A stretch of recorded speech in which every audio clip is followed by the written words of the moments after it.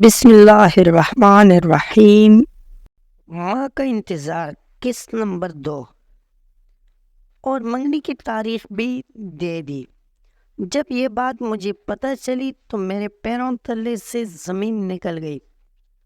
میں بہت پریشان ہوئی، ناشتہ بھی نہ کیا اور کالج آتی ہی منیر کو ڈھونڈنے لگی تاکہ اپنی پریشانی سے آگاہ کر دوں۔ 2 پیریڈ بمشکل پڑے، تیسرا پیریڈ خالی تھا، اس کا بھی خالی ہوتا تھا، لہٰذا ہم کینٹین میں آ گئے۔ میرے چہرے پر نظر پڑتی ہی پہلا سوال اس نے یہ کیا کہ بشریٰ کیا بات ہے، تم کیوں اداس ہو؟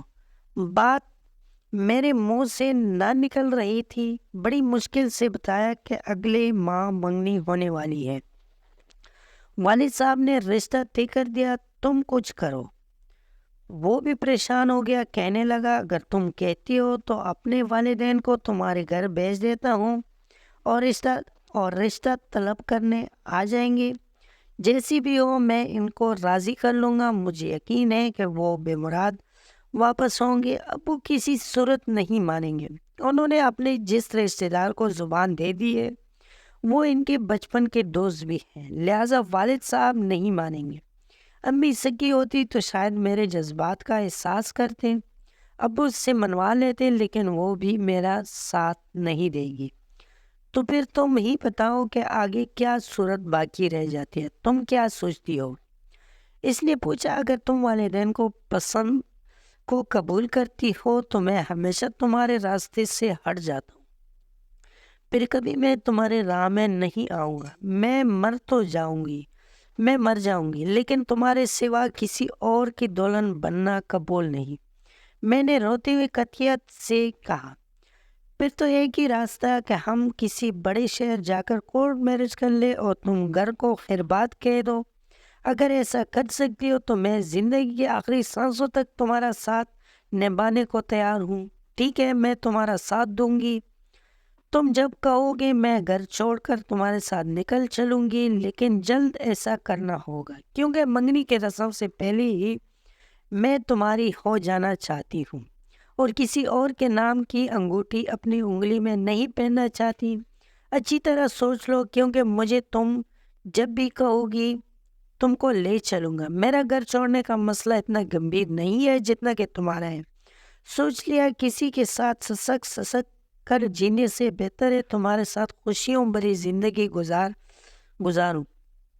یہ میرا حق ہے کیونکہ میری سانسیں، میری بدن، میری زندگی میری اپنی ہے، تو کیوں میں اپنے روح کو کسی اور کے شکنجے میں دوں؟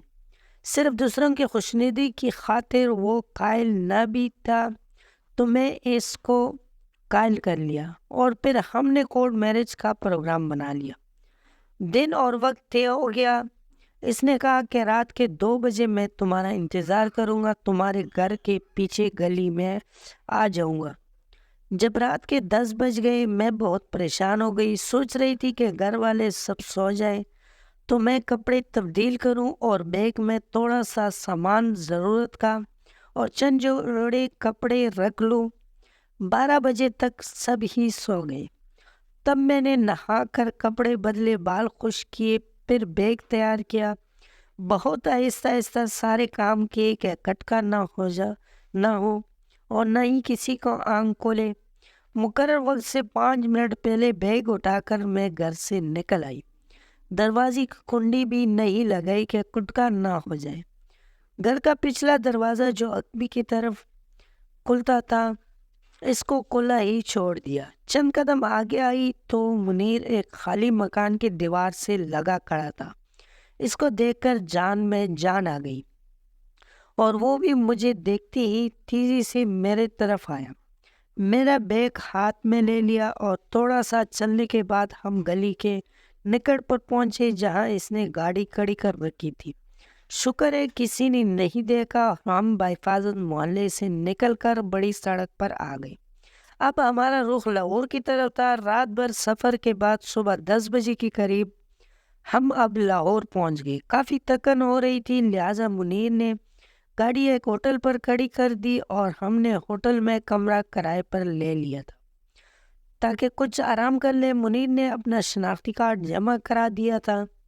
ہمیں ہوٹل میں کرائے کا کمرہ مل گیا۔ ہم تھکے ہوئے اور کچھ خوفزدہ بھی تھے۔ یہاں پرسکون ماحول ملا۔ بستر پر لیٹتے ہی نیند آ گئی۔ 2 بجے تک بے خبر سوتے ہیں۔ دوپہر کو نہا دھو کر کھانا منگوایا۔ کھانا کھا کر منیر لیٹ گئے تو میں نے سوال کیا کہ گھر سے تو آ گئے، اب بتاؤ آگے کیا کرنا ہے؟